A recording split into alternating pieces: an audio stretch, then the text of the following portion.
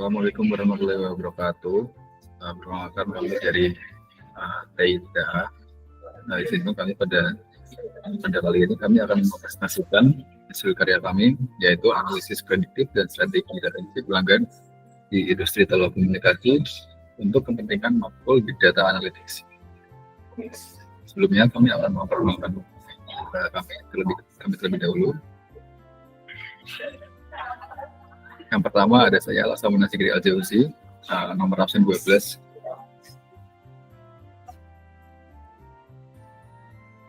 Saya Davin Kosta Supriyadi, absen 5.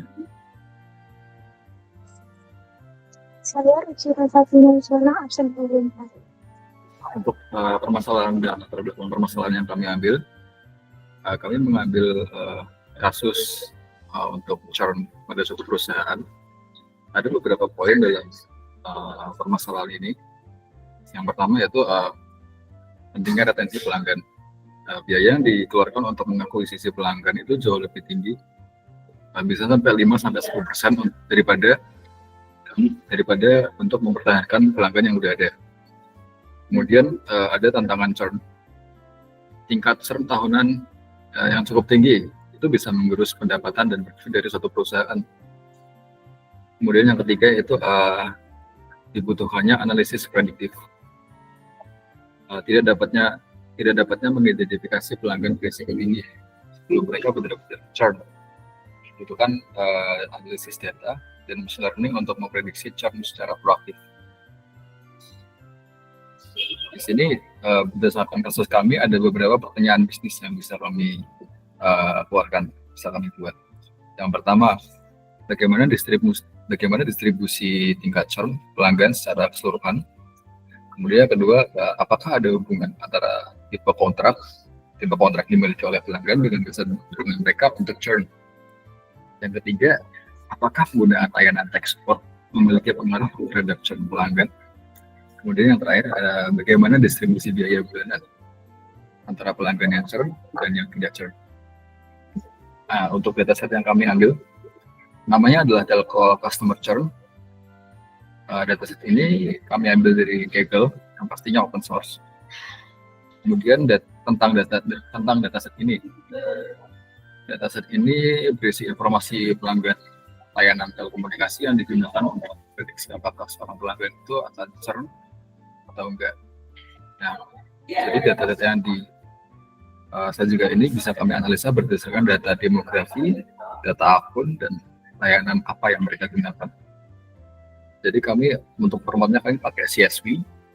Jumlah recordnya ada 7.043 baris dan fiturnya ada 21 kolom. Nah, ini untuk deskripsi untuk setiap fiturnya. Ada customer ID, gender, senior citizen, partner, dependent, tenure, on service, multiple lines, internet service, dan online security. Kemudian ada lagi yaitu fitur online backup, device protection, tech support, stream TV, stream movies, contract, Apple billing, payment, only charge, total charge, dan churn. Churn itu yang akan kita gunakan sebagai variabel target untuk melakukan analisa ini. Ya, selanjutnya ada EDA, yaitu eksplorasi data. Di kode pertama kami melihat 5 baris pertama dengan cara DF yang berisikan yaitu kolom-kolom yang ada seperti tenure, yaitu berapa lama pelanggan sudah berlangganan pada servis ini. Yang kedua, kami mengecek tipe data yang ada pada kolom-kolom tersebut. Contohnya ada customer ID, yaitu tipe datanya ada.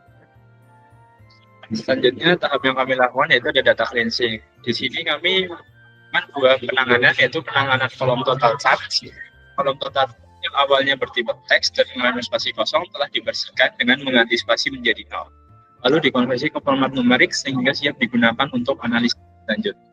Yang kedua itu ada teknik pengecekan dan penanganan duplikasi data. Setelah dilakukan pengecekan, tidak ditemukan baris duplikasi pada dataset, sehingga tiap data pelanggan dipastikan unik.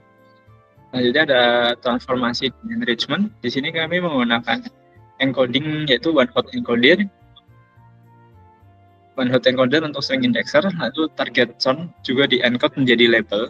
Yang kedua itu ada numeric plus hasil encoding digabung pakai vector assemble ke kolom features. Yang ketiga itu ada referensi tambahan, tidak ada karena datasetnya itu tunggal. Selanjutnya ada normalisasi eksplisit, tidak dilakukan karena logistik legacy tidak membagikan dan Spark belum menggunakan scalar di kode ini. Selanjutnya itu ada analisis dan visualisasi deskriptif, yaitu generate by contract type, yaitu yang pertama ada month-to-month yang artinya customer yang berlangganan secara per bulan lebih cenderung berhenti langganan dibandingkan yang sudah loyal seperti 1 tahun atau 2 tahun. Yang kedua yaitu average tenure by churn status.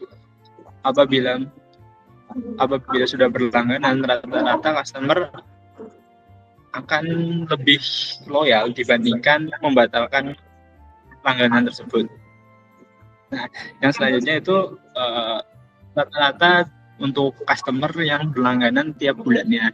Kalau yang langganan tiap bulan itu lebih sering membatalkan langganan dibandingkan yang langsung 1 tahun atau 2 tahun. Selanjutnya itu yang kedua ada analisis deskriptif untuk churn rate by online security, yang artinya membandingkan jumlah pelanggan yang churn atau berhenti dan tidak berhenti berdasarkan apakah mereka berlangganan layanan keamanan online atau tidak. Ada juga kategori yang di tengah-tengah, itu ada kategori no internet service, yang artinya layanan ini tidak relevan bagi mereka. Yang kedua itu churn rate by online backup, serupa dengan online security tetapi fokus pada layanan backup online. Yang ketiga ada churn rate by device protection, menunjukkan churn rate berdasarkan layanan pelindungan perangkat. Yang terakhir yaitu ada churn rate by tech support, menampilkan churn rate berdasarkan layanan dukungan teknis. Tujuan utama dari grafik-grafik ini adalah mengidentifikasi apakah adanya atau tidaknya layanan-layanan tertentu seperti online security, online backup, device protection, atau tech support memiliki korelasi dengan keputusan pelanggan untuk tetap berlangganan atau berhenti berlangganan. Selanjutnya itu proses selanjutnya ada pemodelan prediktif.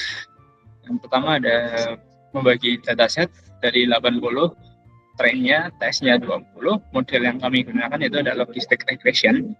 Pipeline-nya itu yang pertama ada indexing, encoding, assembly, lalu lanjutkan pemodelan. Untuk parameternya itu master sama dengan 100.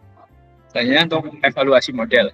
Metrik evaluasi yang kami gunakan yaitu ada yang pertama ada AUC ROC yang dengan skor 0,842, yang kedua itu AUC PR dengan skor 0,655. Untuk akurasinya sendiri yaitu 0,874 yang hitungannya itu bagus. Yang selanjutnya itu ada precision, recall, dan F1. Yang masing-masing itu ada di angka 0,79, 0,80, dan 0,83. Selanjutnya ada confusion matrix ditampilkan dari hasil prediksi. Nah, ini adalah fitur atau kolom yang paling penting dalam berpengaruh berdasarkan koefisien model regresi logistik. Yang paling berpengaruh yaitu ada online security encode, yang kurang berpengaruh yaitu ada tenor atau berlangganan berapa lama customer itu berlangganan. Nah, untuk strategi rekomendasinya berdasarkan hasil tadi, yang pertama yaitu fokus pada pelanggan dengan kontrak month-to-month karena mereka memiliki tingkat resiko untuk pembatalan kontrak yang lebih tinggi. Yang selanjutnya itu implementasikan early warning system atau pemberitahuan awal untuk pelanggan baru yaitu antara 0 hingga 12 bulan. Tadi ada kontrak optimisasi, yaitu berikan insentif menarik untuk upgrade ke kontrak jangka panjang. Pertimbangkan hybrid kontrak dengan komitmen bonus. Yang ketiga itu proactive retention, gunakan model prediksi untuk spoiling bulanan. Prioritaskan outreach pada pelanggan high risk squad. Service bundle strateginya yaitu yang pertama ada promosikan layanan add-on seperti online security dan tech support. Itu bundle pricing. Yang kedua itu ada bundle pricing untuk meningkatkan customer stickiness. Yaitu contohnya seperti dengan kamu berlangganan 1 tahun akan mendapatkan bonus kuota yang lebih banyak, atau bisa contohnya di luar negeri biasanya bundle-bundle ini bisa dibundle juga dengan jenis-jenis handphone baru. Yang selanjutnya itu onboarding program, yaitu yang pertama ada NCS onboarding untuk 90 hari pertama, yang kedua regular check-in dan value demonstration. Kami akan menjawab beberapa pertanyaan bisnis yang tadi. Yang pertama itu bagaimana distribusi tingkat pelanggan secara keseluruhan. Jadi seperti pada diagram yang ada ini sekitar hampir 2.000 pelanggan mengalami journey yang menunjukkan tingkat kehilangan pelanggan yang cukup signifikan. Terus yang kedua, apakah ada hubungan antara tipe kontrak yang dimiliki pelanggan dengan kecenderungan mereka untuk berhenti berlangganan. Jadi pelanggan yang memiliki kontrak bulanan atau month-to-month itu memiliki tingkat churn paling tinggi dibanding kontrak yang lainnya, seperti yang ada pada grafik seperti ini. Selanjutnya,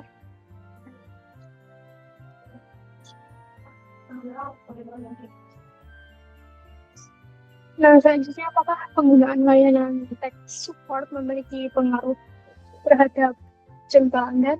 Jadi pelanggan yang tidak menggunakan layanan tech support ini cenderung lebih sering untuk berhenti berlangganan dibandingkan yang menggunakannya.